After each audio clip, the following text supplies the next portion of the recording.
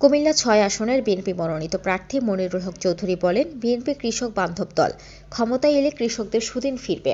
বিএনপির প্রতিষ্ঠাতা শহীদ প্রেসিডেন্ট জিয়াউর রহমান কৃষির ওপর গুরুত্ব দিয়ে খাল খনন কর্মসূচি হাতে নেন। সেচ প্রকল্পের মাধ্যমে দেশি ইরি চাষে কৃষি বিপ্লব হয়েছিল। শনিবার ১৩ ডিসেম্বর সকালে কৃষক দলের ৪৫তম প্রতিষ্ঠা বার্ষিকীর আলোচনা সভা ও বেগম খালেদা জিয়ার রোগমুক্তি কামনায় দোয়া মাহফিলের প্রধান অতিথির বক্তব্যে তিনি এসব কথা বলেন। বিএনপি সরকার পরিচালনার সুযোগ পেলে কৃষকদের জন্য কৃষি কার্ডের মাধ্যমে ন্যায্য মূল্যে বীজ, সার সরবরাহ নিশ্চিত করা হবে।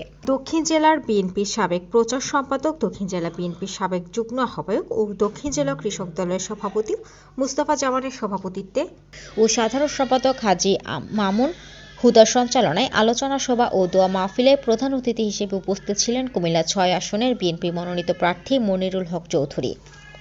বিশেষ অতিথি হিসেবে বক্তব্য রাখেন বিএনপি কেন্দ্রীয় কমিটির সহ-সাংগঠনিক সম্পাদক মোস্তাক মিয়া, মহানগর বিএনপির সভাপতি বাতুল বাড়ি আবু, দক্ষিণ জেলা বিএনপির সাধারণ সম্পাদক আশিকুর রহমান মাহমুদ ওয়াসিম, মহানগর বিএনপির সাবেক আহ্বায়ক আমিরুজ্জামান আমির, দক্ষিণ জেলা কৃষক দলের সিনিয়র সহ-সভাপতি হারুনুর রশিদ মজুমদার, স্বাস্থ্য বিষয়ক সম্পাদক ডক্টর সেলেনা বেগম, ১ নং যুগ্ম সাধারণ সম্পাদক ফারুক আহমেদ, যুগ্ম সাধারণ সম্পাদক হারুনুর রশিদ, মোবারক হোসেন, সাংগঠনিক সম্পাদক হাজী সেলিম, দীন ইসলাম মৈশান, হানিফ মিয়া, সাবেক কাউন্সিলর সেলিম মিয়া, খলিল রহমান মজুমদার প্রমুখ। দুর্গাপুর ইউনিয়নে হাজী আমিনুর রশিদ ইয়াসিনের লিফলেট বিতরণ ফুল দিয়ে বরণ করেন সাধারণ মানুষ।